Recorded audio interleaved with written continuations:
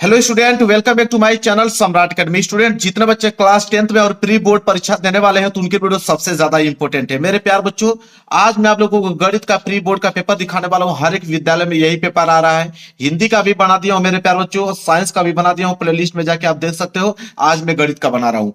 पूरा का पूरा सोल्यूशन, एक भी प्रश्न छोड़ा नहीं हूं। जाके उसमें प्री बोर्ड परीक्षा में जाके 70 में 70 में लेकर चले आइए। इसमें भी आप दिखा दीजिए कि बिल्कुल हम 95% ला सकते हैं। तो बिल्कुल पूरा का पूरा सोल्यूशन बताया हूं। आप किसी भी डिस्ट्रिक्ट से बिलोंग करते हो, कोई फर्क नहीं पड़ता है। हर एक स्कूल में यही पेपर आप लोगों का बन रहा है। समय जो है 3 घंटे 15 मिनट का दिया जाएगा इस पेपर को हल करने के लिए। अनुक्रमांक यहाँ पे लिख लीजिएगा, यहाँ पे अपना नाम लिख लीजिएगा। नीचे जब पढ़ेंगे तो यहाँ पे नोट दिया गया है। नोट में बोला है यहाँ पे कि प्रारंभ के 15 मिनट पर छात्रियों को प्रश्न पत्र पढ़ने के लिए निर्धारित है। कहने का मतलब कि 15 मिनट इस पेपर को आप पढ़ोगे और 3 घंटे में इस पेपर को आप लोगों को सॉल्व करने होंगे। ये नोट में दिया गया है। नीचे आप लोगों का निर्देश है। पहला निर्देश बोला है कि सभी प्रश्न अनिवार्य है। इसमें जितने भी प्रश्न दिए गए हैं सारे प्रश्न करना जो है वो अनिवार्य है आप लोगों को। दूसरा है कि इस प्रश्न पत्र के 2 खंड है। 2 खंडों में यह पेपर बना हुआ है। इसके बाद तीसरा है जिसमें से पहला है खंड अ, और खंड अ में 20 अंक के 20 बहुविकल्पीय प्रश्न है जिनके उत्तर OMR शीट पे आप लोगों को देना है। तो खंड अ में 20 ऑब्जेक्टिव क्वेश्चन आएंगे, उनका उत्तर आपको OMR शीट पे देना होगा। नीले पेन से रंगे या काले पेन से आपको रंगना होगा। इसके बाद है कि OMR शीट पर उत्तर अंकित किए जाने के पश्चात उसे काटे नहीं तथा इरेजर व्हाइटनर आदि का प्रयोग न करें। कहने का मतलब है कि एक बार जो आपने OMR पे ऑप्शन रंग दिया उसको रंग दिया, न तो उसे काटना है न तो इरेजर द्वारा उसे मिटाना है। इसके बाद है अगला निर्देश 5वां कि खंड ब में 50 अंक के संचित उत्तर प्रकार वर्णनात्मक प्रश्न है। तो खंड ब में 50 नंबर के आपके वर्णनात्मक प्रश्न देखने को मिलेगा। इसके बाद है अगला कि खंड ब में कुल प्रश्नों की संख्या कितनी है? 5। खंड ब में टोटल प्रश्न कितने दिए रहेंगे? 5 प्रश्न। इसके बाद है कि प्रत्येक प्रश्न के प्रारंभ में स्पष्ट लिख दिया गया है कि उसके कितने खंड आपको करने हैं। अगला निर्देश देखिए क्या है। कह रहा प्रत्येक प्रश्न के उन अंक उनके सम्मुख अंकित है। मतलब हर एक प्रश्न के आगे आपको बताया गया होगा कि वो प्रश्न 1 नंबर का है कि 2 नंबर का है कि 4 नंबर का है कि 6 नंबर का है। जितना भी नंबर का होगा उसके सामने लिखा हुआ मिलेगा आपको। अगला लास्ट निर्देश है कि प्रथम प्रश्न से आरंभ कीजिए और अंत तक जाइए। उस प्रश्न पर समय नष्ट मत कीजिए जो आप हल नहीं कर सकते हैं। कह रहा है कि शुरू से लेकर लास्ट तक हल करते जाइए। जो प्रश्न नहीं आ रहा उस पर छोड़ दीजिए, समय नष्ट करने की जरूरत नहीं है। लेकिन ऐसा हो ही नहीं सकता मेरे प्यारों, जो पूरा का पूरा सोल्यूशन बताया हूं। और प्री बोर्ड एग्जाम में आप लोगों को 100% गारंटी के 70 में 70 नंबर आएगा अगर इस वीडियो को पूरा देख लेते हो और सारे क्वेश्चन को 1-2 बार प्रैक्टिस कर लेते हो तो। देखिए मेरे प्यारों, जो पेपर यहां से स्टार्ट होता है सबसे पहले आएगा खंड अ। खंड अ में देखिए सबसे पहले यहाँ पे क्या है, बहुविकल्पीय प्रश्न है मेरे प्यार बच्चों। और देखिए पहला प्रश्न क्या है, बिल्कुल आराम से समझाऊंगा, एक एक वर्ड। कमजोर से कमजोर विद्यार्थी भी समझ जाओगे, ठीक है, क्योंकि मुझे 70 में 70 नंबर चाहिए। बोला है यहाँ पे कि दिया है, क्या दिया है? HCF। HCF मतलब होता है मेरे प्यारों बच्चों मसा। मैं सब कुछ डिटेल में बताता चलूंगा। मसा दिया है 252 और 594 का 18। कह रहा है कि ज्ञात कीजिए एलसीएम। एलसीएम मतलब लसा। आप लसा ज्ञात कीजिए 252 और 594, तो उन्हीं संख्याओं का लसा ज्ञात कीजिए।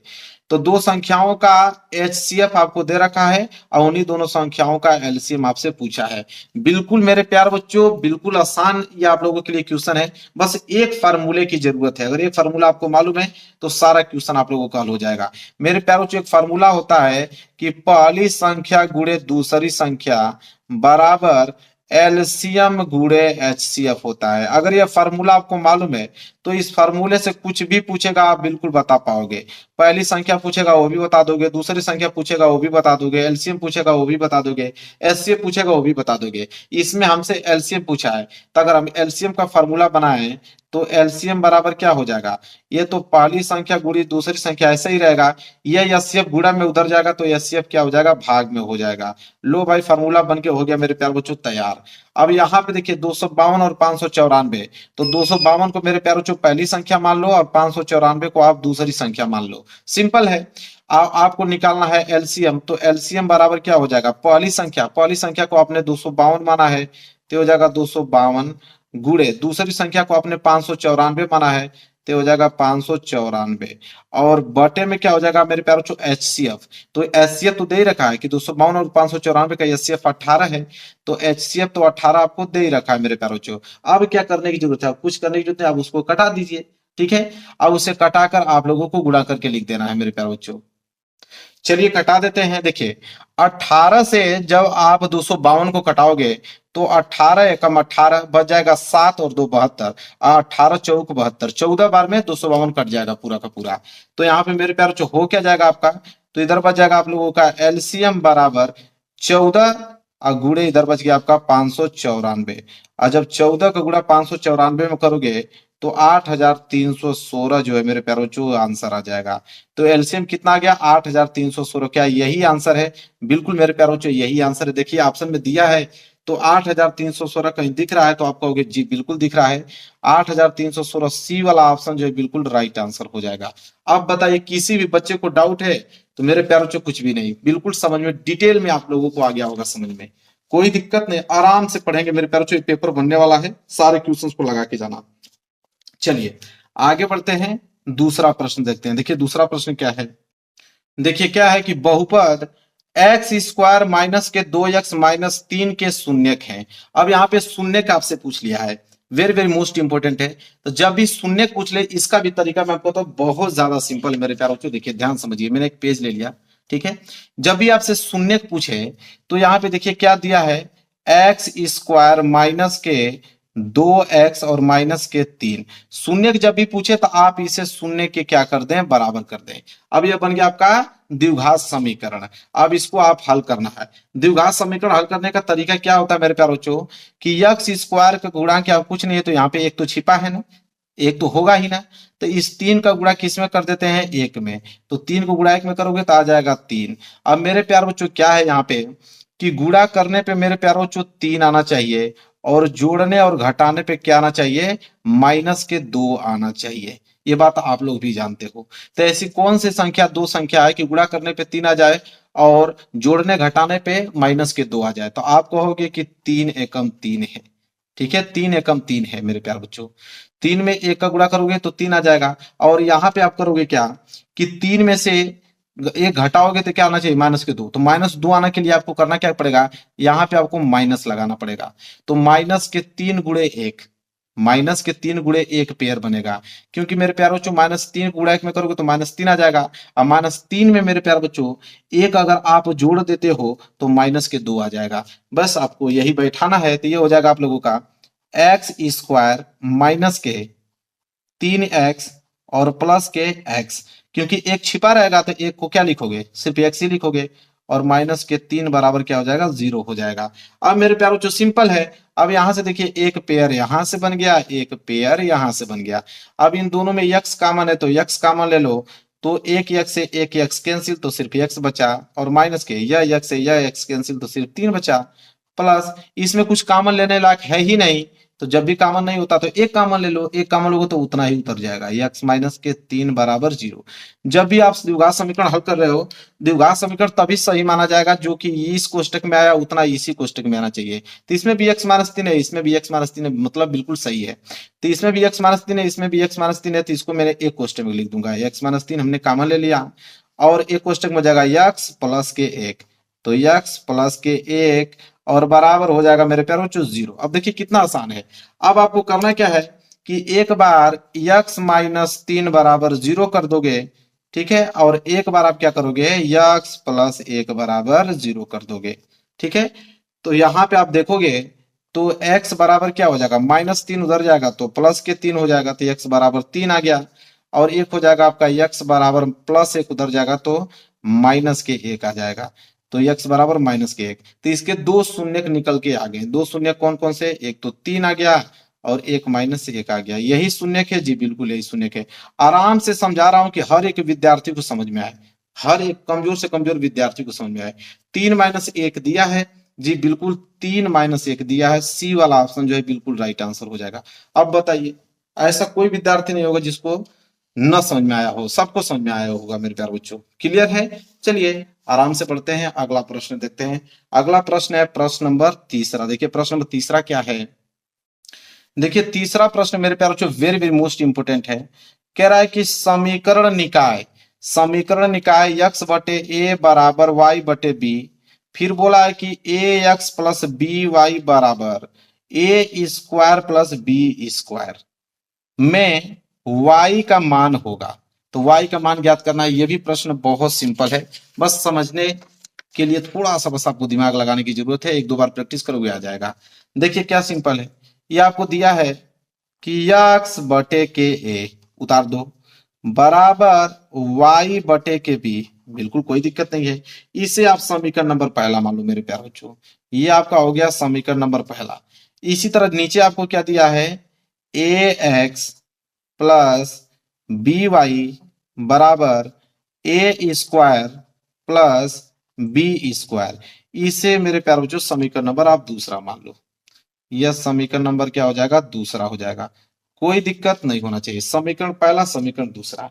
अब यहां से हम करेंगे क्या कि समीकरण पहला से, देखिए समीकरण पहला से हम लोग क्या कर सकते हैं, तो समीकरण पहला से हम लोग यक्स का वैल्यू निकालेंगे। तो यहां से अगर हम समीकरण पहला से यक्स का वैल्यू निकालें तो यक्स बराबर क्या हो जाएगा, यह ए का गुणा जाके इसमें हो जाएगा, होगा कि नहीं, तो ए का गुणा वाई में होगा तो हो जाएगा ए वाई बटे नीचे आपका बी बचा है, तो यक्स बराबर क्या हो गया, ए वाई बटे बी हो गया मेरे प्यारे बच्चों। ठीक है, यह यक्स का मान आ गया, यक्स बराबर ए वाई बटे बी, यहाँ कोष्टक में कर दो ताकि दिखने में अच्छा लगे, एग्जामिनर को भी समझ में आएगा कि हमारा यक्स का वैल्यू निकाला है। अब इस यक्स का मान मेरे प्यारे बच्चों समीकरण दूसरा में रख दो। ठीक है, तो यहाँ पे लिखोगे कि यक्स का मान समीकरण दूसरा में रखने पर, तो यक्स का मान समीकरण दूसरा में रखने पर, दूसरा में रखने पर, तो चलिए रख लेते हैं मेरे प्यारे बच्चों। तो यक्स का मान समीकरण दूसरा में रखोगे तो जहां पे भी यक्स आएगा वहां पे ए वाई बटे बी रखना।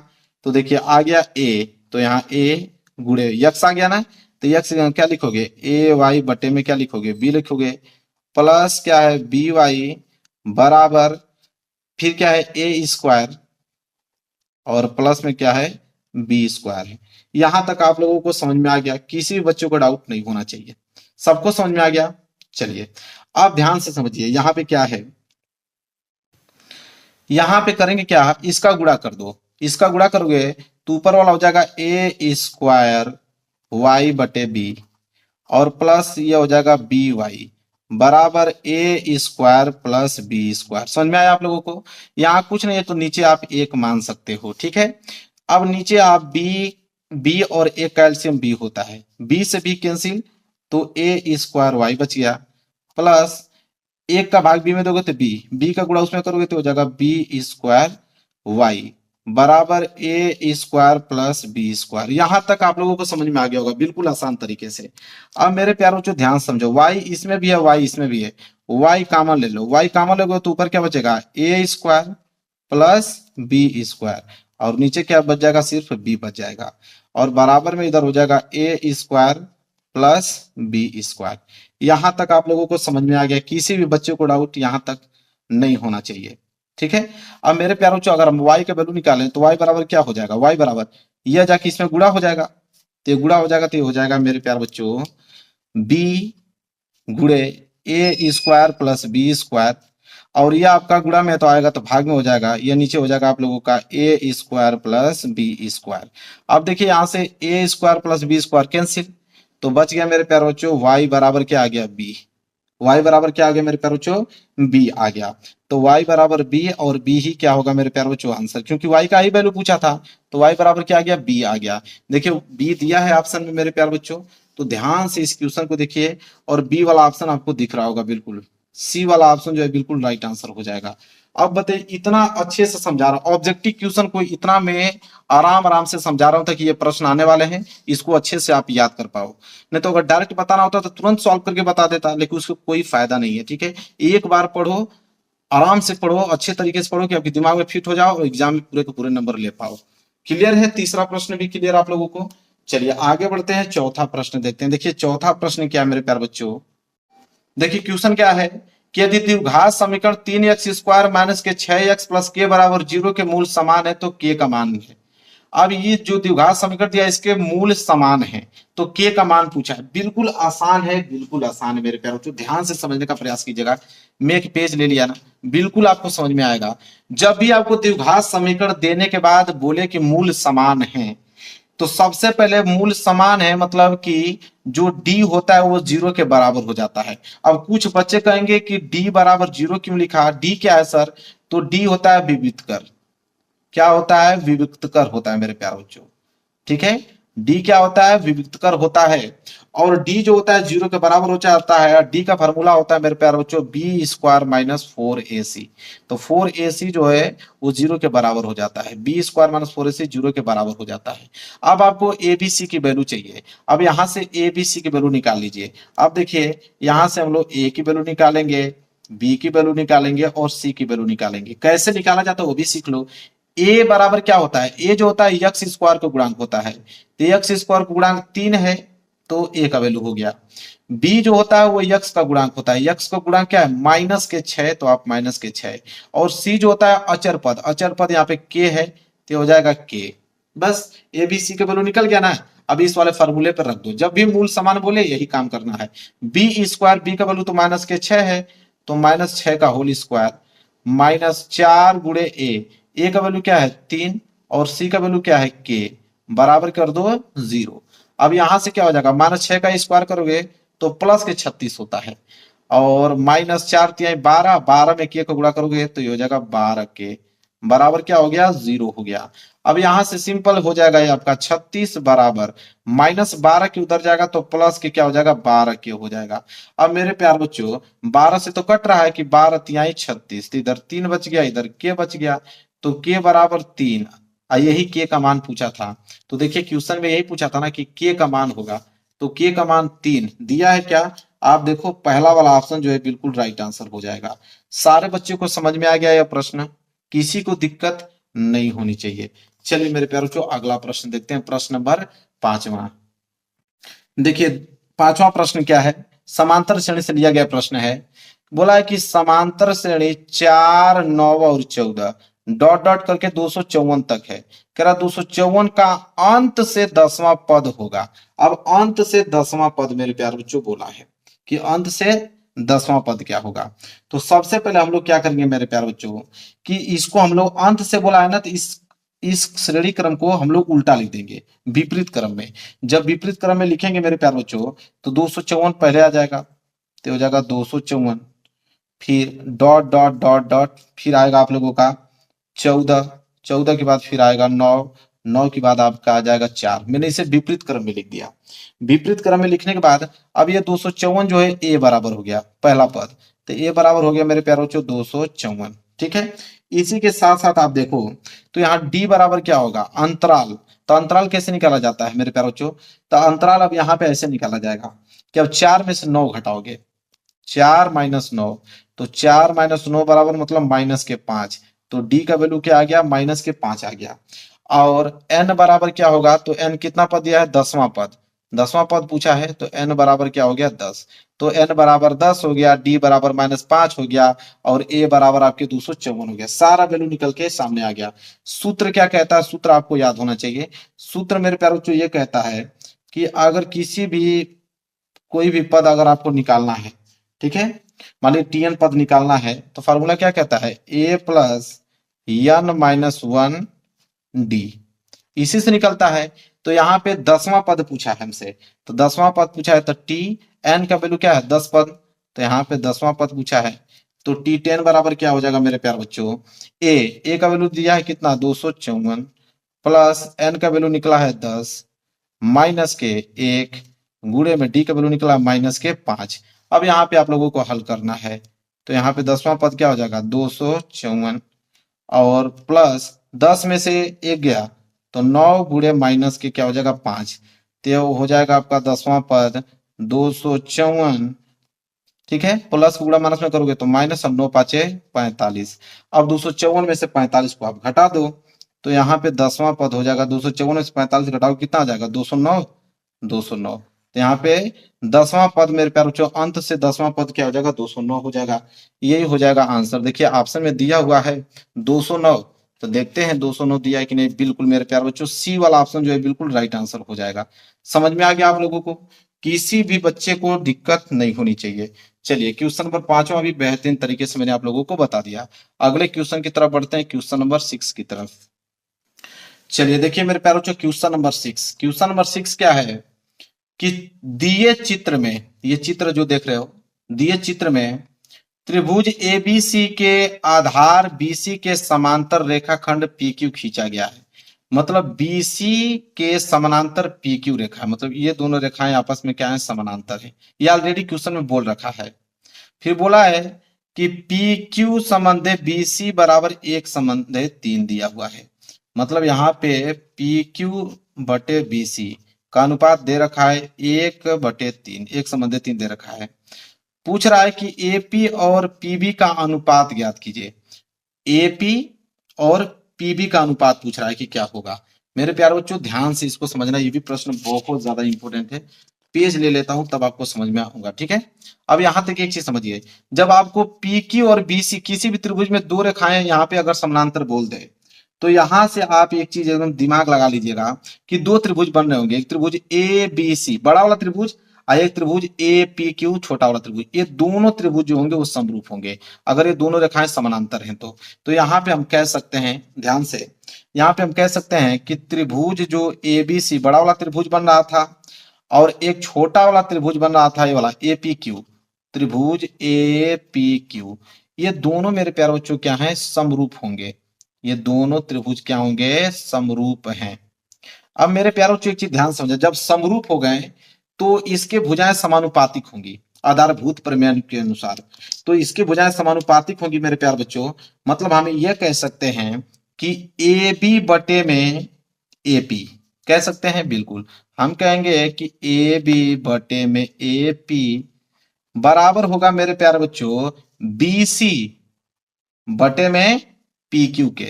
होगा, बिल्कुल होगा, कोई डाउट नहीं है, बिल्कुल आराम से। इतना चीज हम लोगों को समझ में आ गया। अब मेरे प्यारे बच्चों एक चीज देखिए, बीसी बटे पी क्यू, यहां अनुपात दिया था, बीसी का वैल्यू 3 और पी क्यू का वैल्यू 1, तो बीसी का वैल्यू 3 और पी क्यू का वैल्यू 1, इसको हम 3/1 के बराबर कर देंगे। यहां तक किसी भी दिक्कत नहीं। यहाँ पे आप लिख भी सकते हो, चूंकि हम ऐसा क्यों किए हैं, क्योंकि पी क्यू संबंधित बीसी का अनुपात दे रखा था हमको 1 संबंधित 3, इसके अनुसार हमने इसको बराबर किया है। यहां तक क्लियर। चलिए अब एक चीज ध्यान से देखिए, ये जो ए बी है, ए और बी, ए बी किससे मिलकर बना है, A P plus P B से मिलकर बना है। तो आप कहोगे कि ए बी को हम इस तरह लिख सकते हैं, A P plus P B लिख सकते हैं बिल्कुल, और नीचे हो जाएगा आपका ए पी बराबर, ठीक है, बराबर ये क्या हो जाएगा आप लोगों का, बीसी बटे पी क्यू का वैल्यू हमने 3/1 लिख दिया है, तो इसको 3/1 लिख देते हैं। अब इसको लिखने की जरूरत नहीं क्योंकि इसको मैंने इस रूप में कन्वर्ट कर दिया। क्लियर है। चलिए अब देखिए ध्यान से एक चीज, अब गुणा कीजिए, 3 का गुणा एपी में करोगे तो हो जाएगा 3 एपी बराबर 1 का गुणा उतना में करोगे तो उतना ही होगा, एपी प्लस पीबी ही होने वाला है। अब यहां से एक चीज ध्यान से समझिए, तो हो जाएगा 3 एपी, ये प्लस एपी इधर आएगा तो माइनस के एपी हो जाएगा, बराबर इधर बच गया आपका पीबी, ठीक है। 3 एपी में से 1 एपी कैंसिल तो हो जाएगा 2 एपी बराबर इधर हो जाएगा पीबी। यहां तक समझ में आ गया आप लोगों का। अगर यहां से मैं एपी बटे पीबी निकालूं तो इधर आ गया, तो इधर बच गया 1, ये 2 गुणा में उधर जाएगा तो किसमें हो जाएगा, भाग में। अब यही वैल्यू तो पूछा था, एपी और पीबी का अनुपात, एपी और पीबी का अनुपात क्या हो गया, 1/2, इसको हम ऐसे कह सकते हैं कि 1 संबंधे 2 कह सकते हैं। क्या यही आंसर है, बिल्कुल एपी और पीबी का ही तो पूछा था। देखिए एपी और पीबी का ही पूछा था कि अनुपात क्या होगा, तो 1/2 होगा, मतलब ए वाला ऑप्शन जो है बिल्कुल राइट आंसर हो जाएगा मेरे प्यारे बच्चों। क्लियर है, समझ में आ गया आप लोगों को, किसी भी बच्चों को डाउट नहीं होने चाहिए। चलिए मेरे प्यारे बच्चों आगे बढ़ते हैं, अगला प्रश्न देखते हैं, प्रश्न नंबर 7वां। देखिए 7वां प्रश्न क्या है मेरे प्यारे बच्चों, 7वां प्रश्न है कि बिंदुओं 5,0 और -12,0 के बीच की दूरी होगी। अब दो बिंदुओं के बीच की दूरी पूछा है मेरे प्यारे बच्चों, बिल्कुल मैं आपको बताता हूँ, एक पेज मैंने ले लिया, दो बिंदु दिया है, एक का निर्देशांक 5,0 है, एक का -12,0, इन दोनों के बीच की दूरी पूछा है। तो ये बिंदु है जिसका निर्देशांक दिया है 5,0 और एक बिंदु यहां मान लेता हूं जिसका निर्देशांक दिया है -12,0। अब इन दोनों बिंदुओं के बीच की दूरी का सूत्र पूछा है, मतलब दूरी पूछा है कि इन दोनों बिंदुओं के बीच की दूरी क्या होगा। तो इसको अगर ए मान लेता हूं, इसको अगर मैं बी मान लेता हूं, तो ए बी के बीच की दूरी पूछा है कि ए बी बराबर क्या होगा। तो दो बिंदुओं के बीच की दूरी का सूत्र आपको मालूम होना चाहिए।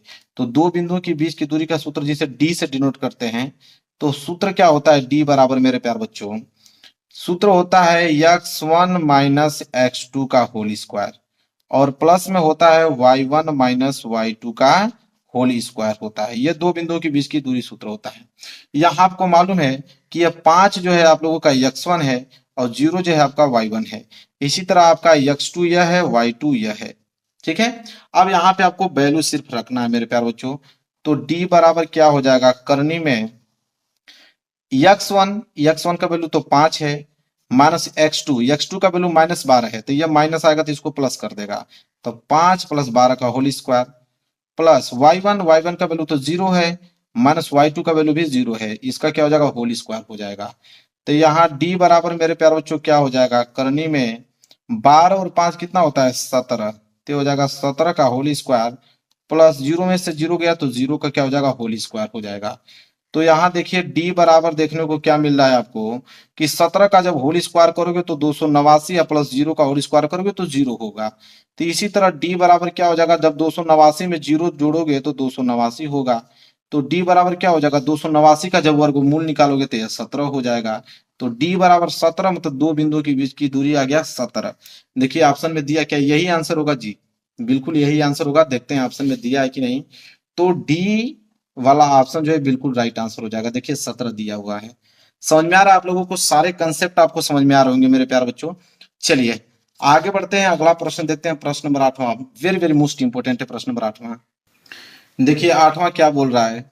8वां मेरे प्यारे बच्चों बोला है कि यदि tan alpha plus cot alpha बराबर 5, तो tan square alpha plus cot square alpha का मान होगा। मेरे प्यारे बच्चों पेज लेता हूं, यह भी बेहद अच्छा प्रश्न है, आसान भी है। ठीक है, क्या है मेरे प्यारे बच्चों, समझिए ध्यान से। अब यहाँ पे बोला मेरे प्यारे बच्चों कि टेन अल्फा, ठीक है, टेन अल्फा प्लस यहाँ पे बोला है कॉट अल्फा, ठीक है, बराबर यहाँ पे बोला मेरे प्यारे बच्चों 5। ठीक है, तो बोला tan square alpha plus cot square alpha का मान बताइए। अब ध्यान से एक चीज समझिए मेरे प्यारे बच्चों, हम क्या करेंगे कि इसका tan alpha plus cot alpha का स्क्वायर कर देते हैं। तो ये टेन अल्फा को मैं ऐसे बना देता हूं, tan alpha plus cot alpha, इसका मैं होल स्क्वायर कर दूंगा तो इधर 5 का भी होल स्क्वायर होगा। भाई दोनों तरफ होल स्क्वायर करना पड़ेगा जी, बिल्कुल। तो a प्लस बी का होल स्क्वायर पे टूट जाएगा। आपको मालूम है कि a प्लस बी का होल स्क्वायर का फॉर्मूला क्या होता है, A square plus B square plus 2ab, यह होता है। इसी फार्मूले पे तोड़ना पड़ेगा इसको।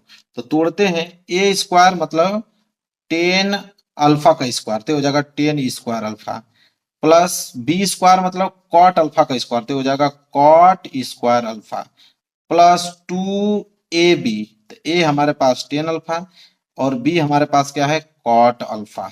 ठीक है, बराबर क्या हो जाएगा, 5 का स्क्वायर करोगे तो ये 25 हो जाएगा। यहां तक आप लोगों को समझ में आया, किसी भी बच्चे को यहां तक दिक्कत है नहीं। अब मेरे प्यारों बच्चों ध्यान से देखिए, ये हो जाएगा tan square alpha plus cot square alpha plus 2, ठीक है, 2 tan alpha into cot alpha को हम लिख सकते हैं 1/10 अल्फा, लिख सकते हैं, बिल्कुल ये फार्मूला होता है। कॉट अल्फा को हम 1/10 अल्फा लिख सकते हैं, बराबर 25। तो यहां से एक चीज देखने को मिलेगा कि 10 अल्फा से 10 अल्फा क्या हो गया, कैंसिल हो गया। तो इधर बच गया आपका tan square alpha plus cot square alpha बराबर 25। और ये जो प्लस 2 इधर बचा है, 2 को गुणा 1 में करोगे तो 2 ही तो आएगा, प्लस 2 उधर जाएगा तो -2 हो जाएगा। तो यहाँ पे आपका बच जाएगा tan square alpha plus cot square alpha बराबर 25 में से 2 जाएगा मेरे प्यारे बच्चों 23। यही हमसे पूछा था क्वेश्चन में, देखिए कि tan square alpha plus cot square alpha का मान, तो tan square alpha plus cot square alpha का मान कितना आ गया, 23 आ गया। बस यही आंसर है जी, बिल्कुल। देखिए 23 दिख रहा है कहीं, सी वाला ऑप्शन दिख रहा होगा आप लोगों को, सी वाला ऑप्शन जो है बिल्कुल राइट आंसर हो जाएगा मेरे प्यारे बच्चों। समझ में आ गया आप लोगों को 8वां प्रश्न भी। चलिए आगे बढ़ते हैं, अगला प्रश्न देखते हैं, प्रश्न नंबर 9। चलिए मेरे प्यारे बच्चों क्वेश्चन नंबर 9 देखिए, बोला है कि चित्र में, ये चित्र आप देख रहे हो, चित्र में बिंदु ओ का बिंदु ए तथा बी से देखने पर अवनमन कोण की माप है। तो अवनमन कोण बोला है मेरे प्यारे बच्चों। अवनमन कोण क्या होता है कि जब ऊपर से देखते हैं हम लोग, ठीक है, ऊपर से जब नीचे देखते हैं तो ऊपर हमें एक क्षैतिज रेखा बनाना पड़ेगा। ठीक है, मैंने एक क्षैतिज रेखा बना लिया। और ऊपर से जब नीचे देखते हैं ऑनमन कोड मतलब ये वाला कोड पूछ रहा है और ये वाला कोड पूछ रहा है। तो इस वाले कोड का माप बताइए और इस वाले कोड का माप पूछा है। ठीक है, सिंपल है। देखिए ध्यान से समझने योग्य बातें हैं, ध्यान से आप समझेंगे तो ये भी क्वेश्चन आपको समझ में आ जाएगा। अब मेरे प्यारे बच्चों एक बात आप समझ लीजिए ध्यान से, आपको एक चीज दिखाई दे रहा होगा, ये अब जो इसको मैं कुछ बिंदु मान लेता हूँ, मान लीजिए जेड मान लिया, ठीक है, इसको जेड मान लिया।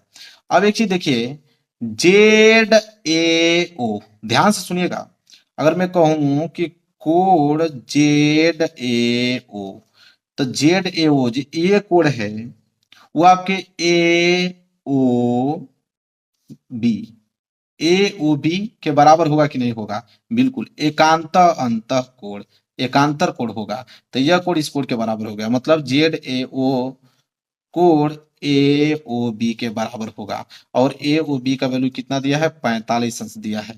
तो एक वैल्यू तो ऑटोमेटिक आपको मालूम चल गया कि जेड ए ओ बराबर 45 अंश। तो यह वाला आंसर तो ऑटोमेटिक मालूम चल गया कि यह वाला जो होगा 45 अंश होगा।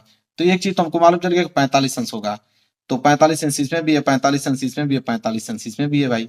ठीक है, अब देखेंगे क्या है, तो जेड ए ओ बराबर 45 अंश हो गया। अब हम आगे देखेंगे, पहला 45 अंश होगा, तो 45 अंश इसमें नहीं है पहला वाला, तो ये तो गलत हो गया। 45 अंश इसमें भी है, 45 अंश पहला इसमें भी है, या तो 30 अंश होगा या तो 60 अंश होगा, ये वाला कोड, इसको ट्राई करना पड़ेगा। अब देखिए ध्यान से, यहां तक चीजें समझ में आ गया आप लोगों को। अब यहाँ पे हम कहेंगे मेरे प्यारे बच्चों कि जेड पी ओ, ये वाला कोड निकालना है ना, तो यहाँ मैं लिखता हूं कोड जेड पी ओ। ठीक है, यह बराबर होगा, किसके बराबर होगा? इस वाले कोड के, P O Q, P O Q के बराबर होगा। और पी ओ क्यू का वैल्यू हमको मालूम नहीं है, तो इसको मान लेते हैं कि x डिग्री है। तो हम कहेंगे कि यह बराबर होगा कोड पी ओ क्यू के, और इसको मैंने माना है x डिग्री माना है, कोई दिक्कत नहीं होना चाहिए। अब एक त्रिभुज बन रहा होगा, ध्यान से समझिए, त्रिभुज P O Q, P O Q त्रिभुज में, अगर इस त्रिभुज में देखा जाए तो आपको मालूम चलेगा कि त्रिभुज पी ओ क्यू में अगर हम बात करें तो पी ओ क्यू में 3 कोड हैं। एक तो कोड आपका यह है क्यू, एक तो कोड आपका क्या है क्यू, एक तो कोड आपका क्या है यहाँ पे पी वाला कोड है, और एक कोड आपका ओ वाला है। तो यहाँ लिखेंगे कि त्रिभुज पी ओ क्यू में कोड ओ प्लस कोड पी प्लस कोड क्यू बराबर कितना होगा? 180 अंश, क्योंकि त्रिभुज के तीनों अंतःकोणों का योग कितना होता है? 180 अंश होता है। अब मेरे प्यारे बच्चों ध्यान समझिए, कोड ओ, ठीक है, कोड ओ को मैंने माना है x डिग्री, प्लस कोड पी, ठीक है। अब कोड पी कितना अंश है? तो कोड पी की 60 अंश है, तो कोड पी की जगह हम लोग 60 अंश लिखेंगे यहाँ पे, 60 अंश, और प्लस कोड क्यू, ठीक है। तो कोड क्यू यहाँ पे देखिए कितना अंश है? 90 अंश का कोड बना रहा है कि नहीं? ये 90 डिग्री पे है, तो ये हो जाएगा 90 अंश बराबर 180 अंश। यहां तक समझ में आ गया? तो ये हो जाएगा x डिग्री प्लस 9 6 15 150 बराबर हो जाएगा 180 डिग्री। यहां तक समझ में आ रहा है? आराम आराम से समझा रहा हूं बिल्कुल। तो x डिग्री बराबर क्या हो जाएगा? 180 अंश माइनस के 150 अंश, तो x डिग्री बराबर कितना आ जाएगा? 30 अंश। और यही x का मान हमें बताना था, क्योंकि x जो है मेरे प्यारे बच्चों वो किसके बराबर है? जेड पी ओ के, और यही p का वैल्यू चाहिए था, तो 30 डिग्री हो गया। तो एक 45 डिग्री, एक 30 डिग्री, मतलब बी वाला ऑप्शन जो है बिल्कुल राइट आंसर हो जाएगा। बिल्कुल इतना आराम से बताया कि एक एक वर्ड आपको समझ में आ गया होगा। ठीक है, इतना आराम से बताया कि एक एक वर्ड आपको समझ में आ गया होगा। क्लियर है मेरे प्यारे बच्चों? चलिए क्वेश्चन नंबर 9 भी क्लियर करा दिया। क्वेश्चन नंबर 10वें की तरफ बढ़ते हैं। देखिए 10वां प्रश्न है कि एक y बिंदु से वृत्त पर कितनी स्पर्श रेखाएं खींची जा सकती हैं? अब मेरे प्यारे बच्चों एक बात बताओ, अगर यह वृत्त है और इसके बाहर से कोई एक बिंदु मैंने ले लिया, इस बिंदु से इस पे कितनी स्पर्श रेखाएं खींची जा सकती हैं? तो भाई एक तो इधर से जाएगा, एक तो इधर से जाएगा, बस 2 ही स्पर्श रेखाएं तो खींच सकते हैं, अन्यथा कोई और खींच ही नहीं सकते हैं। तो एक y बिंदु से वृत्त पर कितनी स्पर्श रेखाएं खींची जा सकती हैं? तो 2 स्पर्श रेखाएं खींची जा सकती हैं, बस काम खत्म हो गया, कोई दिक्कत नहीं होनी चाहिए। देखिए क्या है 11वां प्रश्न मेरे प्यारे बच्चों। 11वां प्रश्न इंपॉर्टेंट प्रश्न है कि एक घड़ी की मिनट की सुई 8 सेंटीमीटर लंबी है, 5 मिनट में मिनट की सुई द्वारा बनाए गए त्रिज्यखंड का क्षेत्रफल क्या होगा मेरे प्यारे बच्चों। इसमें भी आप लोगों को देखिए बहुत इंपॉर्टेंट प्रश्न है। सिंपल यह है कि ये घड़ी की मिनट की सुई 8 सेंटीमीटर लंबी है। आपको मालूम है कि मिनट की सुई 1 घंटा या आपका ये 60 मिनट, तो मिनट की सुई 1 घंटा या 60 मिनट में एक पूरा चक्कर लगा लेती है। ये बात आपको भी मालूम है कि मिनट की सुई 1 घंटा कहिए या उसको 60 मिनट कहिए, तो 1 घंटा या 60 मिनट में एक पूरा चक्कर लगा लेते हैं मिनट वाली सुई। तो अगर हम बात कहें कि 1 मिनट में कितना चक्कर लगाएगी, ठीक है, 60 मिनट में अगर एक चक्कर लगा रही है तो 1 मिनट में कितना चक्कर लगाएगी, तो आप कहोगे 1/60, 1/60 चक्कर लगाएगी। और 5 मिनट में कितना लगा देगी, तो 5 मिनट का मतलब 5 का गुणा कर दो, तो 1/60 गुणे 5 कटा दोगे तो 12×5 = 60 आ जाएगा 1/12। ठीक है, 1/12 आ गया। और मिनट की सुई की यहाँ पे जो लंबाई दिया है 8 सेंटीमीटर दिया है लंबाई। ठीक है, तो त्रिज्या जो है 8 सेंटीमीटर मान लो। ठीक है, और आपको मालूम है कि क्षेत्रफल क्या है, πr² होता है। तो ये हो जाएगा πr² को गुणा कर दोगे तो ये हो जाएगा πr²/12। कहीं दिख रहा है, बिल्कुल बी वाला ऑप्शन दिख रहा है। बस बात खत्म। बस समझने वाला फर्क है, इसको लगाना भी नहीं, बस फार्मूले पे रखना था इसको। चलिए देखिए, तो अगला प्रश्न बढ़ते हैं। अगला प्रश्न है प्रश्न नंबर 12। क्या है, ये भी इंपॉर्टेंट प्रश्न है। देखिए क्या है, 1/2 सेंटीमीटर व्यास वाले किसी ठोस अर्धगोले का संपूर्ण पृष्ठीय क्षेत्रफल होगा। अब मेरे प्यारों, जो व्यास दिया है कितना दिया है, 1/2, और बोला कि अर्धगोले का संपूर्ण पृष्ठीय क्षेत्रफल होगा। जब व्यास दिया है तो त्रिज्या निकाल सकते हो। त्रिज्या जो होता है व्यास का आधा होता है। त्रिज्या जो होता है मेरे प्यारों बच्चों, व्यास का क्या होता है, आधा होता है। तो व्यास दिया है 1/2, तो 1/2 का क्या कर दो, आधा। तो 1/2 का आधा करोगे तो हो जाएगा 1/4। क्या हो जाएगा, 1/4। तो आर का वैल्यू 1/4 आ गया, क्या, सेंटीमीटर आ गया। आपको अर्धगोले का संपूर्ण पृष्ठीय, तो अर्धगोले का संपूर्ण पृष्ठीय क्षेत्रफल होता है 3πr²। ठीक है, अब यहाँ पे रख लो 3π गुणे r²। आर का वैल्यू क्या है, 1/4, इसका क्या, 2 तो हो जाएगा 3π गुणे 1/, कितना हो जाएगा, 16। ठीक है, तो इसका आंसर क्या आ जाएगा, 3/16 पाई सेंटीमीटर स्क्वायर। तो 3/16 पाई सेंटीमीटर स्क्वायर, मतलब बी वाला ऑप्शन जो है बिल्कुल राइट आंसर हो जाएगा मेरे प्यारे बच्चों। समझ में आ गया आप लोगों को। चलिए देखिए, इतने सिंपल सिंपल प्रश्न है, आसान तरीके से कर दोगे। चलिए अगला देखिए 13वां प्रश्न, एक एक लाइन का आंसर है। अब आगे वाला क्वेश्चन एक एक लाइन का है। देखिए 10 व्यक्तियों के भार का समांतर माध्य 45.6 किग्रा है। उनके उनके भार, यहाँ पे भार होगा उसको सही कर दीजिएगा। उनके भारों का योगफल ज्ञात कीजिए। ठीक है, तो भारों का, आप देखिए 10 व्यक्तियों के भार का समांतर माध्य दे रखा है, पूछ रहा है कि उनके भारों का योगफल पूछ रहा है। तो मेरे प्यारों, जो 10 व्यक्तियों, यहाँ पे देखिए सिंपल होगा कि 10 व्यक्तियों का समांतर माध्य कितना है, 45.6 है। तो 10 व्यक्तियों के भारों का योगफल पूछा है ना, बस गुणा करना है आपको। 45.6 गुणे 10 कर दो, तो 45.6 गुणे 10 करोगे कितना आ जाएगा, 456 किग्रा आ जाएगा। 456 का दिया है, बी वाला ऑप्शन जो है बिल्कुल राइट आंसर है। लो भाई, इतना ज्यादा सिंपल है, कुछ करने की जरूरत ही नहीं है, बहुत ज्यादा एक एक लाइन का आंसर है मेरे प्यारे बच्चों। आगे देखिए क्या है, अगला प्रश्न भी बहुत ज्यादा सिंपल है।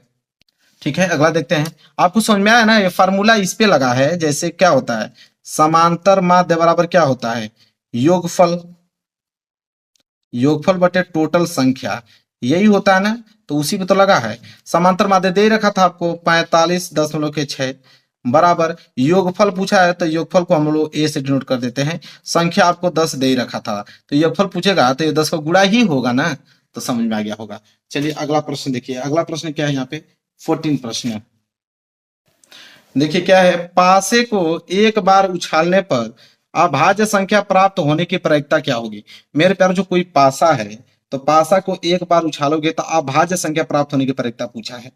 मेरे प्यारों, जो ध्यान से समझो, पासा को जब आप उछालोगे तो पासे को एक बार उछालने पर सभी संभव परिणाम क्या आएंगे, तो सभी संभव परिणाम 6 आएंगे। इसलिए आएंगे क्योंकि पासे में या तो 1 आ सकता है, या तो 2 आ सकता है, या तो 3, या तो 4, या तो 5, या 6। तो टोटल आने की संभावना तो 6 ही है, सभी संभव परिणाम 6 हैं टोटल। ठीक है, और पूछा है कि अभाज्य संख्या आने की प्रायिकता पूछा है आपसे, कि अभाज्य संख्या आने की क्या प्रायिकता है। तो अभाज्य संख्या कौन कौन सी होती है 6 तक, तो एक तो 2 होगी, एक तो 3 होगी, एक तो 5। यही होगी, तो अभाज्य संख्या कितनी टोटल हो गया, 3 हो गया। अब प्रायिकता हमको निकालना है, तो प्रायिकता क्या कहता है, तो प्रायिकता मेरे प्यारे बच्चों क्या कहता है कि सभी संभव परिणाम, ठीक है, ठीक है, सभी संभव परिणाम आपके नीचे होते हैं, तो सभी संभव परिणाम नीचे हो गए। और यह हो गया आप लोगों का अनुकूल परिणामों की संख्या, तो अनुकूल परिणामों की संख्या टोटल कितनी है, 3 है, तो 3 एकम 3, 3 दूनी के 6, 3 एकम 3, 3 दूनी के 6, मतलब 1/2। बस बिल्कुल आसान है, कितना आसान है, बिल्कुल बस एक बार समझने की जरूरत है, बाकी लगा दोगे। अगले प्रश्न की तरफ बढ़ते हैं, क्वेश्चन नंबर 15 की तरफ। देखिए क्या है क्वेश्चन नंबर 15, देखिए क्वेश्चन नंबर 15 मेरे प्यार बच्चों, कि यदि 3x प्लस 2ky बराबर 2 और दिया है कि 2x प्लस 5y प्लस 1 बराबर 0 द्वारा दी जाने वाली रेखाएं परस्पर समांतर हैं, तो k का मान है। Very very most important question मेरे प्यारे बच्चों। देखिए इसको कैसे लगाएंगे, ये भी सिंपल है। अगर दो यहाँ पे आपको रेखा का समीकरण दे रखा है, बोला कि परस्पर समांतर हैं, तो k का मान पूछा है। देखिए ये भी सिंपल, कैसे लगाएंगे इसको, सबसे पहले हम लोग इसको नोट करेंगे। दिया है 3x प्लस 2ky बराबर 2 दे रखा है, ठीक है, और एक आपको दे रखा है इधर 2x प्लस 5y प्लस 1 बराबर 0 दे रखा है। सबसे पहले आप करोगे क्या कि इस साइड भी 0 बनाओ, 0 बनाओ मतलब कि 2 को इधर लाओ, तो ये हो जाएगा 3x प्लस 2ky प्लस 2 इधर आएगा तो माइनस के 2 बराबर 0, इधर भी 0 बन गया और इधर तो ऑलरेडी 0 था ही, ठीक है। अब यहाँ पे करेंगे क्या मेरे प्यारे बच्चों, ये पहली रेखा का समीकरण है, दूसरी रेखा का समीकरण है, इससे हम लोग a1 b1 c1 निकालेंगे, इससे हम लोग a2 b2 c2 निकालेंगे, तो यहां से हम लोग a1 b1 और c1 निकालेंगे। और ये दूसरी रेखा का समीकरण है, तो इसलिए a2, यहां से b2 और यहां से c2 निकालेंगे, ठीक है। तो देखिए a1 क्या होता है, a1 मतलब x का गुणांक, तो x का गुणांक 3, b1 क्या होता है y का गुणांक, y का गुणांक है 2k, c1 मतलब अचर पद माइनस के 2। इसी तरह a2 क्या होगा, इस x का गुणांक होगा 2, b2 क्या होगा y का गुणांक 5 और c2 क्या होगा यहाँ पे अचर पद 1। अब यहाँ पे हो गया, और एक चीज बोला है यहाँ पे मेरे प्यारों बच्चों, समांतर हैं, कैसी हैं, समांतर। तो जब दो रेखाएं समांतर हैं, तो समांतर हैं तो उसका समांतर होने का प्रतिबंध आपको याद होना चाहिए, ठीक है। तो समांतर होने का प्रतिबंध मेरे प्यारों बच्चों होता है कि a1 बाटा a2 तो बराबर होता है b1 बाटा b2 के, लेकिन यह बराबर नहीं होता है c1 बाटा c2 के। यह मेरे प्यारे बच्चों क्या है, समांतर होने का प्रतिबंध है। क्लियर है, समझ में आ गया आप लोगों को। अब यही वैल्यू आप लोगों को रखना है, a1 तो a1 का वैल्यू 3, a2 का वैल्यू यहाँ से 2 बराबर b1 का वैल्यू यहाँ पे 2k और b2 का वैल्यू यहाँ से 5, और यह बराबर नहीं है c1 का वैल्यू -2 और c2 का वैल्यू क्या है 1। तो जो बराबर नहीं उसको छोड़ दीजिए, इतना से ही हल कर दीजिए। तो 2k का गुणा 2k में करोगे तो हो जाएगा 4k बराबर 5 गुणा 3 में करोगे तो 5 तिहाई 15, यहाँ से k निकालोगे तो 15/4। क्या यही k का मान है, जी बिल्कुल यही k का मान है, 15/4। क्या यही उत्तर होगा, जी हाँ यही उत्तर होगा 15/4। देखिए ऑप्शन में दिया है, तो आप बिल्कुल देख पा रहे हो कि सी वाला ऑप्शन जो है बिल्कुल राइट आंसर हो जाएगा मेरे प्यारे बच्चों। क्लियर है, समझ में आ रहा है आप लोगों को। चलिए 15वां प्रश्न भी हमने अच्छे तरीके से सॉल्व करके दिखा दिया। आगे बढ़ते हैं प्रश्न नंबर 16 की तरफ। देखिए प्रश्न नंबर 16 भी बहुत ज्यादा इंपॉर्टेंट प्रश्न है।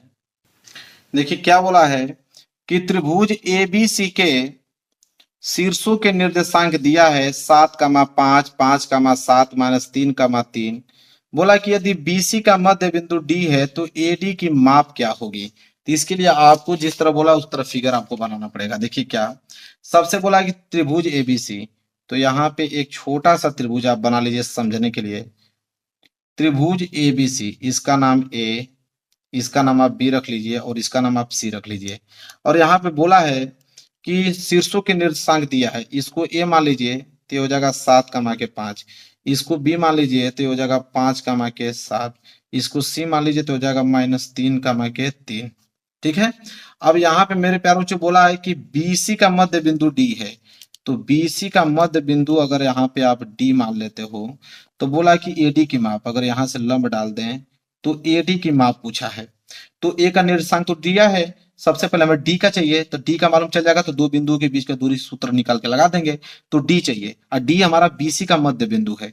जब डी हमारा बीसी का मध्य बिंदु है तो मध्य बिंदु का सूत्र लगा के डी का वैल्यू निकाल लीजिए आप आराम से, बिल्कुल आसान तरीके से हो जाएगा। तो यहाँ पे लिखेंगे कि मध्य बिंदु का सूत्र क्या होता है मेरे प्यारे बच्चों। मध्य बिंदु का सूत्र होता है x1 प्लस x2 बटे 2, ठीक है, यह x निकालने का होता है, और y निकालने का होता है y1 प्लस y2 बटे 2 होता है। तो यहाँ से सिंपल निकाल लीजिए। तो यहाँ x बराबर क्या हो जाएगा, x1 5 है, और प्लस x2 क्या है यहाँ पे x1, ये x1 y1 होता है, x2 y2 होता है। तो x2 का वैल्यू माइनस के 3 है, तो ये हो जाएगा माइनस के 3 बटे के 2। इसी तरह y निकालिए, तो y1 7 है, और प्लस y2 कितना है 3 बटे में 2। तो यहाँ x बराबर क्या हो जाएगा 5 माइनस के 3 बटे के 2, और इधर y बराबर क्या हो जाएगा 10 बटे के 2। तो x बराबर क्या हो जाएगा 5 में से 3 गया तो 2 बटे के 2, और y बराबर हो जाएगा 2 5 के 10, तो y बराबर 5, और इधर x बराबर 2 से 2 काट दोगे तो 1, तो x बराबर 1, y बराबर 5। ठीक है, तो निर्देशांक हमेशा x कामा y के रूप में लिखा जाता है, तो हो जाएगा 1 कामा के 5। तो यहाँ d का निर्देशांक जो मेरे प्यारे बच्चों आ गया, वो आ गया 1 कामा के 5। लेकिन हमसे क्वेश्चन तो AD का मान पूछा है कि AD बराबर, तो AD बराबर मतलब दो बिंदुओं के बीच के दूरी सूत्र लगा दो। तो दो बिंदुओं के बीच के दूरी का सूत्र क्या होता है मेरे प्यारे बच्चों, कि x1 माइनस x2 का whole square plus y1 minus y2 का होल स्क्वायर, यह होता है। तो यहाँ पे लगा दीजिए, तो ये हो जाएगा मेरे प्यारे बच्चों x1, तो x1 7 है, और माइनस x2 यहाँ पे 1 है, तो 7 माइनस 1 का होल स्क्वायर प्लस y1 यहाँ पे 5 है, और माइनस y2 यहाँ पे भी 5 है, तो 5 का होल स्क्वायर। तो ये हो जाएगा 7 में से 1 गया तो 6 का होल स्क्वायर, 5 में से 5 गया तो 0 का होल स्क्वायर। तो ये हो जाएगा 6 का स्क्वायर 36 प्लस 0 का स्क्वायर 0, तो 36 में 0 जोड़ोगे तो 36, और 36 का क्या हो जाएगा 6। तो AD बराबर क्या आ गया मेरे प्यारे बच्चों 6 मात्रक, क्या आ गया 6 मात्रक आ गया। और यही हमसे पूछा था AD का मान, तो AD बराबर 6 मात्रक दिया है क्या, देखिए C वाला ऑप्शन जो है बिल्कुल राइट आंसर हो जाएगा मेरे प्यारे बच्चों। समझ में आ गया आप लोगों को 16वां प्रश्न, बिल्कुल आप लोगों को डिटेल में समझ में आ गया होगा मेरे प्यारे बच्चों।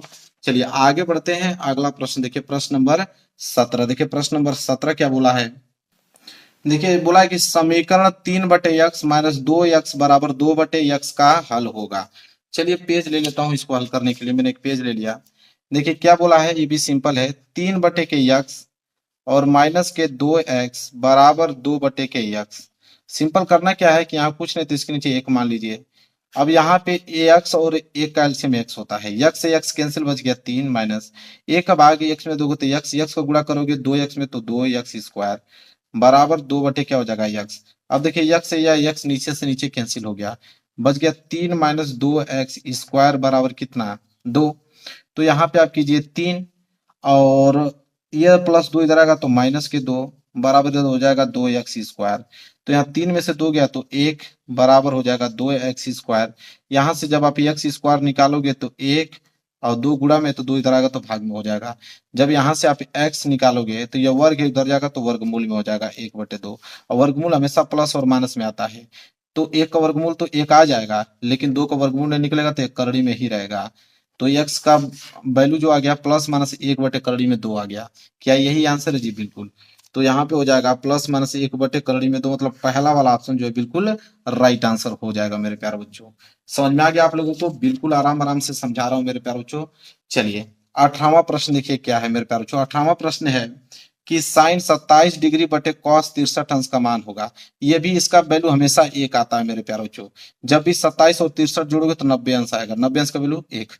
ट्रिक बता रहा हूँ, हल करने का तरीका भी बता देता हूँ। देखो इसको कैसे करोगे, साइन 27 अंश को चेंज कर दो, 27 अंश को आप लिख सकते हो 90 माइनस 63 अंश, क्योंकि 90 में से 63 जाएगा तभी 27 बचेगा, और नीचे वाला वैल्यू को रहने दो इसी तरह cos 63 अंश। एक फार्मूला होता है मेरे प्यारे बच्चों, आपको भी मालूम है कि sine 90 minus theta, sine 90 minus theta होता है cos थीटा। तो साइन 90 माइनस 63 अंश हो जाएगा cos 63 अंश फार्मूले के हिसाब से।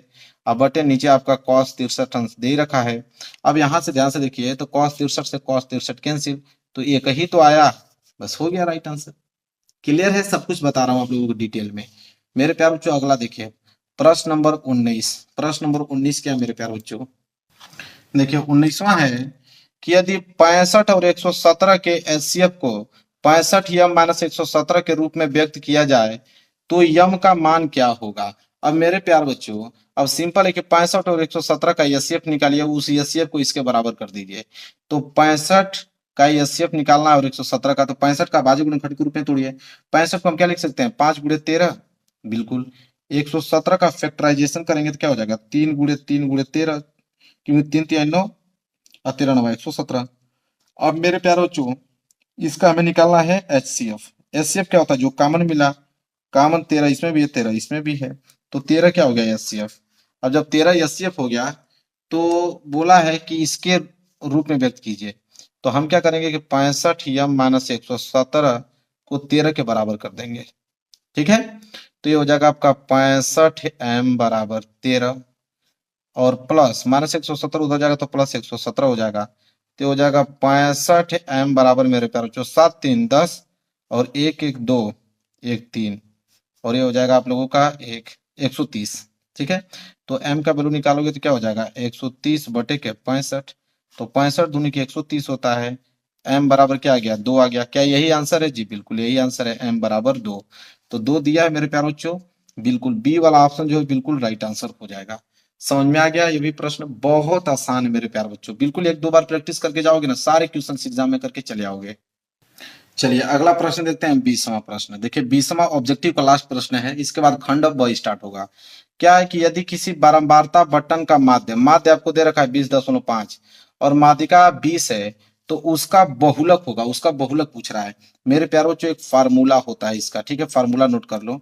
फार्मूला में रेड पेन से लिख देता हूं। देखिए फार्मूला इसका होता है मेरे प्यारे बच्चों, बहुलक बराबर, बहुलक बराबर इसका फार्मूला होता है मेरे प्यारे बच्चों 3 गुणे माध्यिका, क्या होता है 3 गुणे माध्यिका माइनस 2 गुणे माध्य, यह फार्मूला होता है।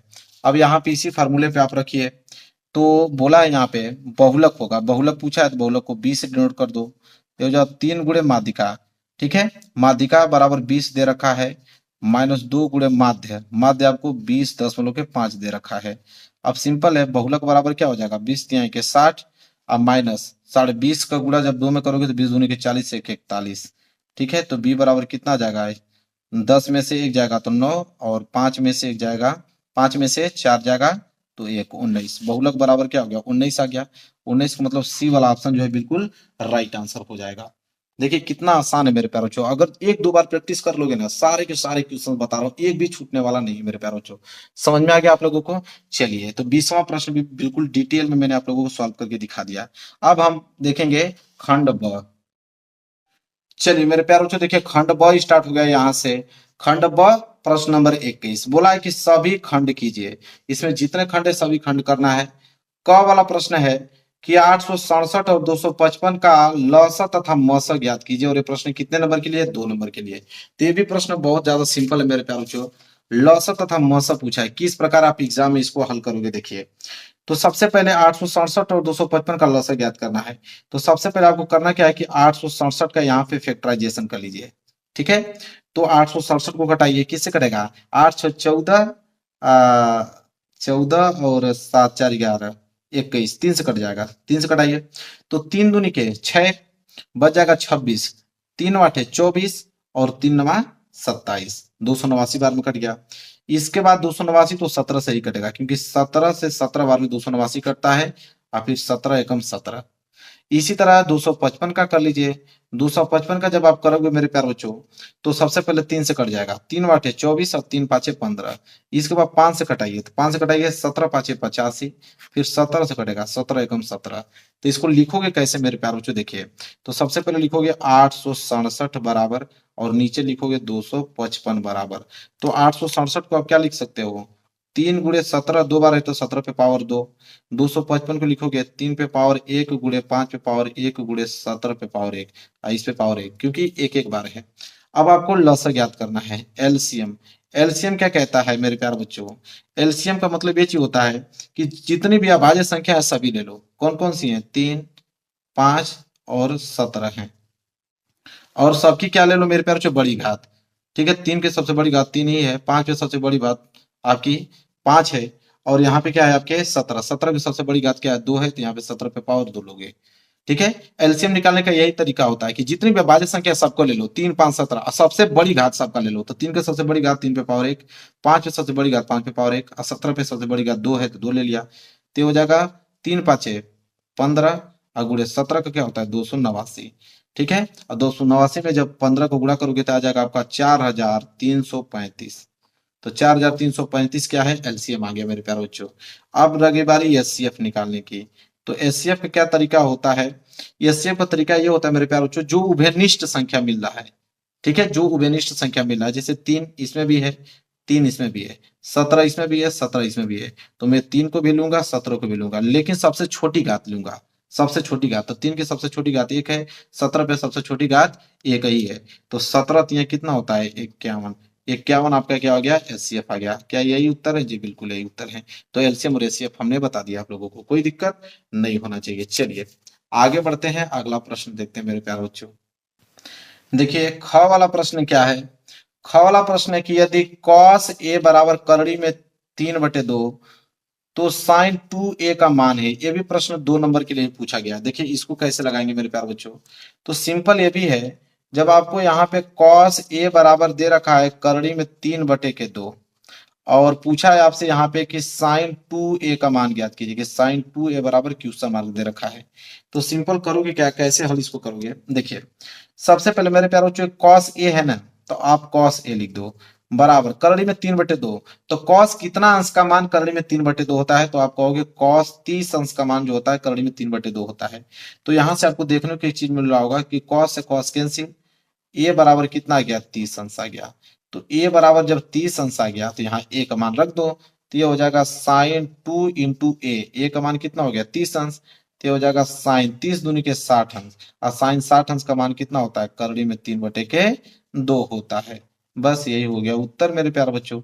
इतना ज्यादा सिंपल सिंपल प्रश्न है, ऐसे ही आपको करने हैं। ये भी प्रश्न क्लियर हो गया। चलिए देखिए ग वाला प्रश्न क्या है, ग वाला प्रश्न मेरे प्यारे बच्चों यह है कि यदि द्विघात समीकरण दिया हुआ है कि 3x² माइनस के 12x प्लस 2m बराबर 0 के मूल बराबर हैं, तो यम का मान ज्ञात कीजिए। देखिए ऑब्जेक्टिव क्वेश्चन में इस तरह का भी प्रश्न आया था मूल बराबर वाला। देखिए यहाँ तो आप डिटेल में और समझ में आ जाएगा आप लोगों को। मैंने बताया मूल बराबर का मतलब होता है मेरे प्यारे बच्चों कि विविधकर 0 के बराबर होने लगता है। तो सबसे पहले यहाँ से मैंने कहा था कि ए बी सी का वैल्यू निकाल लीजिए, ए बी सी। मैंने बताया था कि a होता है x² का गुणांक, तो x² गुणांक 3 हो गया। b होता है x का गुणांक, तो b का गुणांक हो गया -12। c होता है अचर पद, c क्या है आपका 2m, तो हो जाएगा c बराबर 2m। बोला है कि मूल बराबर है, जैसा आपको मालूम है कि यहाँ पे बोला है कि मूल बराबर है, यहाँ लिखना पड़ेगा। एग्जाम में आप लोग बिल्कुल स्टेप बाय स्टेप लिखिएगा, मैं तो क्वेश्चन सॉल्व कर रहा हूँ, आप लोग स्टेप बाय स्टेप लिखिएगा। मूल बराबर है मतलब d जो है 0 के बराबर है, विविधकर 0 के बराबर हो गया। और d का मतलब होता है कि b² माइनस 4ac, तो यह जो है 0 के बराबर हो गया। बस वैल्यू रखिए, b बराबर क्या है -12, तो -12 का होल स्क्वायर माइनस 4 गुणे a मतलब 3, 80 का वैल्यू मतलब 2m बराबर 0। तो -12 का स्क्वायर करोगे तो 144 आएगा प्लस का, और -4 3 12, 12 दूनी के 24m आ गया। 24m बराबर कितना आ गया 0 आ गया। अब मेरे प्यारों हो जाएगा 144 बराबर -24m उधर जाएगा तो प्लस के 24m बराबर 0। बराबर कह रहा हूँ, बराबर की तरह गया तो बराबर का हट गया बराबर ना। अब यहाँ से m निकालना है तो हो जाएगा 144/24, तो 24 कटा दो तो 144 कितने बार में कट जाएगा 24 6 के 144 होता है, तो m बराबर 6 आ गया। बस यही उत्तर हो गया मेरे प्यारे बच्चों। समझ में आ गया आप लोगों को, देखिए इतना आसान होता है। तो एक बार मैं कह रहा हूँ एक बार अगर अच्छे से पढ़े रहोगे तो सारे क्वेश्चंस करके चले आओगे। चलिए अगला प्रश्न देखते हैं। देखिए क्या है घ वाला प्रश्न, के मान ज्ञात कीजिए जिनके लिए समीकरण निकाय दिया हुआ है। समीकरण है kx प्लस 2y बराबर 5 और 3x प्लस y बराबर 1 का पहला तो हल करना है कि अद्वितीय हल हो तब के का मान क्या होगा, और दूसरा है कि कोई हल नहीं होगा तब के का मान क्या होगा। तो दोनों क्वेश्चन हल करने पड़ेंगे हमें। तो सबसे पहला हम लोग तो हल करेंगे अद्वितीय हल होने का। तो सबसे पहले हम लोग लिखेंगे कि अगर अद्वितीय हल होगा तब के का मान क्या होगा, तो अद्वितीय हल हो तब के का मान क्या होगा, यह हल कर रहे हैं। तो यहाँ पे आपको दो समीकरण देखने को मिल रहा होगा, एक तो आपका kx प्लस 2y बराबर 5 और एक आपका है 3x प्लस y बराबर के 1 है मेरे प्यारे बच्चों। तो यहाँ बराबर की बात भी 5 है, यहाँ बराबर की बात 1 है, कोई दिक्कत नहीं है। यहाँ से पहला रेखा का समीकरण है, तो यहाँ से आप a1 B1 C1 का वैल्यू निकालोगे। और ये दूसरे रेखा का समीकरण है तो यहाँ से आप A2 B2 और C2 का वैल्यू निकालोगे। तो यहाँ से देखिए A1 का वैल्यू हो जाएगा K और B1 का वैल्यू हो जाएगा 2 और C1 का वैल्यू हो जाएगा यहाँ से 5। इसी तरह A2 का वैल्यू 3, B2 का वैल्यू y के आगे कुछ नहीं है तो 1 छिपा है तो 1 और C2 का वैल्यू भी 1 हो जाएगा। अब आपको मालूम है मेरे प्यारे बच्चों, अद्वितीय हल हो तो अद्वितीय हल होने का प्रतिबंध मेरे प्यारे बच्चों होता है कि A1 बाटा A2 जो है वो बराबर नहीं होता है B1 बाटा B2 के। यह होता है अद्वितीय हल होने का प्रतिबंध, मतलब कोई हल नहीं हो। ठीक है, तो A1 का वैल्यू K बटे A2 का वैल्यू 3 बराबर नहीं है B1 का वैल्यू 2 और B2 का वैल्यू 1। ठीक है, तो हल करोगे K का गुणा 1 में करोगे तो K बराबर नहीं है 3 दूनी के 6, तो K बराबर नहीं है 6 के। तो मतलब K बराबर नहीं है 6 के लिए समीकरण निकाय का एक अद्वितीय हल होगा। क्या ये उत्तर है? जी हाँ। तो ये तो पहला पार्ट हमने हल किया कि अद्वितीय हल हो तब। ठीक है, अब हमें दूसरा पार्ट सॉल्व करना पड़ेगा। मैं पेज ले लेता हूँ। चलिए मेरे प्यारे बच्चों, मैंने पेज ले लिया। ठीक है, तो पहला पार्ट तो समझ में आ गया। अब हम दूसरा पार्ट सॉल्व करने वाले हैं कि कोई हल नहीं हो तब क्या होगा। कोई हल नहीं हो तब के का वैल्यू क्या होगा मेरे प्यारे बच्चों। तो कोई हल नहीं हो तो फिर वही काम करना है आप लोगों को। सबसे पहले आप वही काम करोगे कि यहाँ पे दिया है के एक्स प्लस 2 वाई बराबर के 5 और एक दे रखा था क्या 3 एक्स प्लस वाई बराबर के 1। वही काम करना है पुनः से आप। फिर वही आप A1 B1 और C1 का वैल्यू निकाल दोगे। इधर आप A2 B2 और C2 का वैल्यू निकाल दोगे। तो आपको मालूम है कि अभी निकाले थे A1 का वैल्यू K था, B1 का वैल्यू 2 था, C1 का वैल्यू 5 था, A2 का वैल्यू 3 था, B2 का वैल्यू 1 था, C2 का वैल्यू 1 था।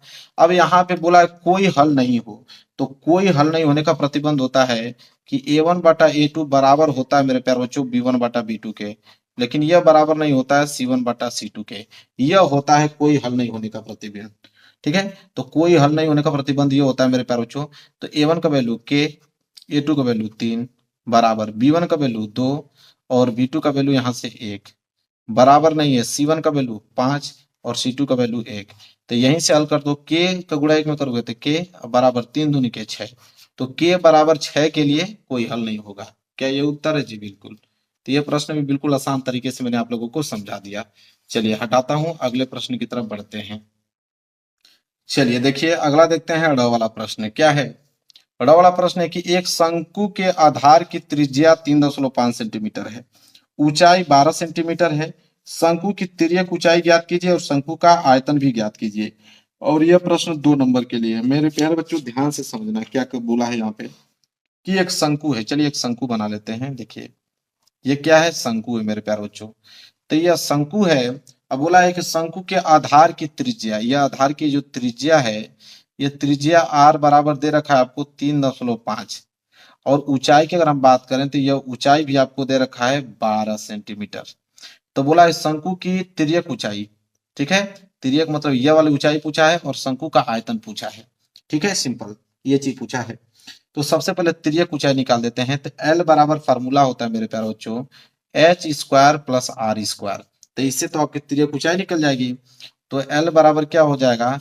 एच मतलब 12 का स्क्वायर प्लस आर मतलब 3.5 का होल स्क्वायर। तो L बराबर क्या हो जाएगा मेरे प्यारे बच्चों? तो 12 का स्क्वायर करोगे तो 144 प्लस ये क्या हो जाएगा 3.5 का स्क्वायर करोगे तो 1225 और 2 अंक बाद दशमलव लगा दो तो 12.25 होगा।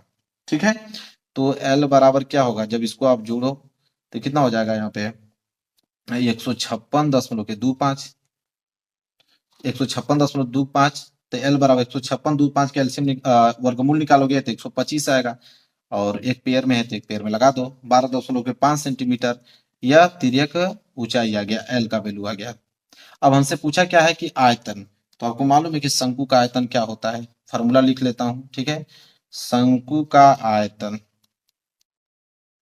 तो शंकु का आयतन बराबर फार्मूला होता है मेरे प्यार बच्चों 1/3 गुणे पाई आर स्क्वायर एच। यह शंकु का आयतन होता है। ठीक है, तो वैल्यू रखिए तो हो जाएगा 1/3 गुणे पाई का मान 22/7 रख दीजिए और आर का मान तो अभी आपने देखा 3.5 तो इसका होल स्क्वायर कर दो और गुणे एच। ठीक है। एच का वैल्यू कितना आया था, एच का वैल्यू 12 दिया था, तो इसको हल करेंगे कितना हो जाएगा 1/3 गुणे 22/7, और इसको लिख सकते हैं हम 3 गुणे 5, 3.5 दो बार लिख सकते हैं, ये हो गया 12। अब इसको हल कीजिए मेरे प्यारे बच्चों, तो इसको कटाइए। जब इसको पूरा कटाओगे मैं बता देता हूँ, जब इसको कटा दोगे ना तो 154 सेंटीमीटर क्यूब आएगा, क्योंकि आयतन है तो क्यूब में आएगा। इसको घटा के देख लेना, इतना ही आने वाला है। ये हो गया मेरे प्यारे बच्चों आंसर, 154 सेंटीमीटर क्यूब आ जाएगा। ये भी प्रश्न मैंने अच्छे तरीके से आप लोगों को करा दिया, कोई डाउट नहीं होना चाहिए। चलिए आगे बढ़ते हैं, अगला प्रश्न देखते हैं। देखिए अगला प्रश्न क्या है, च वाला, कि उस बिंदु का निर्देशांक ज्ञात कीजिए जो बिंदुओं -1, 7 और 4, -3 को मिलाने वाले रेखाखंड को दो संबंधित 3 के अनुपात में विभाजित करता है। मेरे प्यारे बच्चों देखिए ये भी प्रश्न बहुत ज्यादा इंपॉर्टेंट है, कैसे इसको लगाएंगे समझिए। तो यहाँ बोला कि उस बिंदु के निर्देशांक ज्ञात कीजिए। मान लीजिए कि कह रहा है कि अगर मान लीजिए कि कोई बिंदु ए है और ये बिंदु आपका बी है, ठीक है, इसको मिलाने वाला रेखाखंड यह है। तो ए का निर्देशांक अगर आपको -1, 7 दे रखा है और बी का निर्देशांक 4, -3 दे रखा है, तो कह रहा है मेरे प्यारे बच्चों कि इस रेखाखंड को वह दो संबंधित 3 के अनुपात में विभाजित करता है। ठीक है, तो कोई बिंदु अगर यहाँ पे P है तो उसका निर्देशांक बताइए, बस ये पूछ रहा है। क्वेश्चन में यह है कि उस बिंदु का निर्देशांक ज्ञात कीजिए, उस बिंदु का निर्देशांक ज्ञात कीजिए जो बिंदु -1, 7 और 4, -3 को मिलाने वाले रेखाखंड को दो संबंधित 3 के अनुपात में विभाजित करता है। सिंपल प्रश्न है, कैसे होगा देखिए ध्यान से। तो ये वाला वैल्यू मेरे प्यारे बच्चों x1, देखिए x1 बराबर -1 होता है और y1 बराबर यहाँ पे 7 हो गया।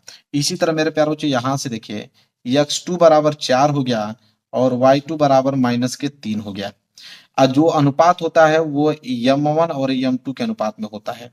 तो m1 बराबर 2 हो गया और m2 बराबर 3 हो गया। बस इतना वैल्यू अगर आपको मालूम है, बस आप फार्मूला रखिए, आंसर आपके सामने होगा। तो मेरे प्यारे बच्चों फार्मूला क्या होता है, x बराबर m1 x2 plus m2 x1 बटे में क्या होता है मेरे प्यारे बच्चों m1 प्लस m2 होता है। इसी तरह y का फार्मूला होता है m1 y2 plus m2 y1 और बटे में मेरे प्यारे बच्चों m1 प्लस m2 होता है। बस ये फार्मूला होता है, बस वैल्यू रख लीजिए।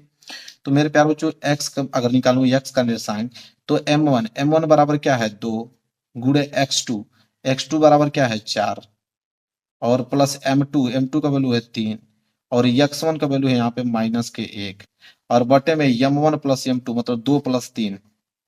बस तो यहाँ x बराबर क्या हो जाएगा 4 दूनी के 8 और प्लस गुणा माइनस में करोगे तो -3 और बटे में 3 2 5।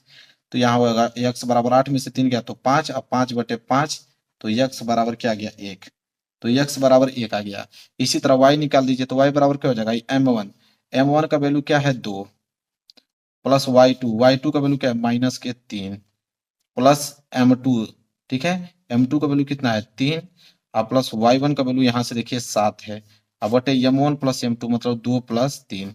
तो y निकालिए तो y बराबर क्या हो जाएगा 3 दूनी के 6 -6 और प्लस 7 के 21 बटे में 3 2 5। तो y बराबर कितना हो जाएगा -6 और 21 घटा दीजिए कितना हो जाएगा 15, 15/5 5 3 15, y बराबर 3।